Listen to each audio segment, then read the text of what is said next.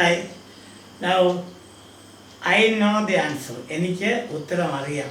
I am knowing the answer. എനിക്ക് ഉത്തരം അറിയാം. മലയാളത്തിൽ നമ്മൾ രണ്ടും ഒന്നായിട്ടാണ് പറയുന്നത്.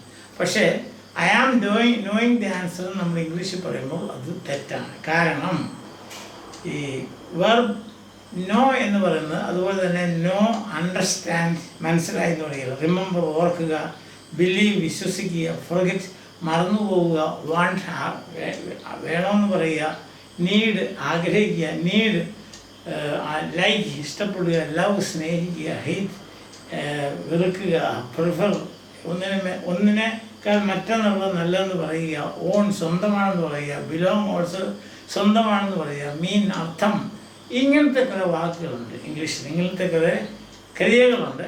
ഈ ക്രിയകളെ വിളിക്കുന്നതാണ് സ്റ്റാറ്റിക് വെർബ്സ്. എന്ന് വെച്ചാൽ ആക്ഷൻ ഒന്നും നടക്കുന്നില്ല, മനസ്സിലാണ് അതിൻ്റെ വ്യാപാരങ്ങൾ നടക്കുന്നത്. അപ്പോൾ അങ്ങനെ മനസ്സിൽ വ്യാപാരങ്ങൾ നടക്കുന്ന ക്രിയകൾ ക്രിയകൾ ഒരിക്കലും ING ഫോംസിൽ ഉപയോഗിക്കത്തില്ല. അപ്പോൾ അതാണ് ഇവിടെ കണ്ടിരിക്കുന്നത്. നമ്മൾ I am knowing the answer എന്ന് പറഞ്ഞാൽ അത് തെറ്റായിട്ടാണ് കാണുന്നത്. കാരണം ഐ നോ എന്ന് പറയുമ്പോൾ തന്നെ എനിക്കറിയാം എന്നുള്ളതായി.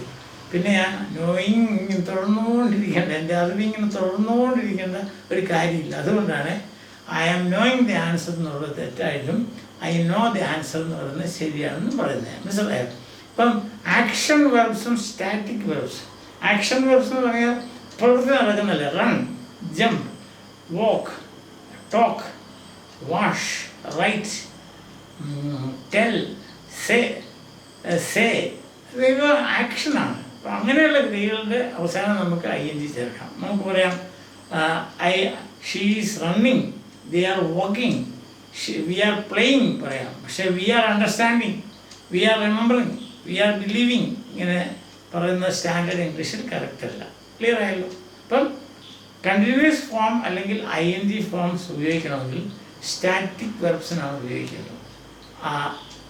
അതേസമയം ING ഫോം തീർച്ചയായിട്ടും നമുക്ക് ആക്ഷൻ വെർബ്സിൻ്റെ കൂടെ ഉപയോഗിക്കാം. സ്റ്റാറ്റിക് വെർബ്സ് എന്ന് പറഞ്ഞാൽ മനസ്സിലാണ് ഇതിൻ്റെ പ്രവർത്തനങ്ങൾ നടക്കുന്നത്. നോ, മനസ്സിലായോ? അതായത് ശരീരം കൊണ്ട്, ഫിസിക്കലല്ല, മനസ്സിൻ്റെ. അപ്പം മനസ്സിൻ്റെ പ്രവർത്തനങ്ങൾ, മനസ്സിൻ്റെ വ്യാപാരങ്ങളെ പറ്റി പറയുന്ന വാക്കുകളുടെ ക്രിയകളുടെ അവസാനം ING ഫോം ഉപയോഗിക്കാതിരിക്കുന്നതാണ് നല്ലത്. അഥവാ നിങ്ങൾ ഉപയോഗിച്ചു പോയെങ്കിൽ അത് നമുക്കൊന്നും പറയാൻ പറ്റത്തില്ല. സ്റ്റാൻഡേർഡ് ഇംഗ്ലീഷ് അനുസരിച്ച് പറയുകയാണെങ്കിൽ, സ്റ്റാൻഡേർഡ് ഇംഗ്ലീഷ് ഉണ്ടല്ലോ, അതനുസരിച്ച് പറഞ്ഞാൽ ING ഫോം ഉപയോഗിക്കരുത്. ആക്ഷൻ വെർബിൻ്റെ കൂടെ ING ഫോം ഉപയോഗിക്കാം. എക്സാമ്പിൾ ഒരിക്കൽ കൂടി പറയുകയാണെങ്കിൽ I know the answer but I am running from here. രണ്ടും വ്യത്യാസമില്ലേ? Okay, clear. ബൈ.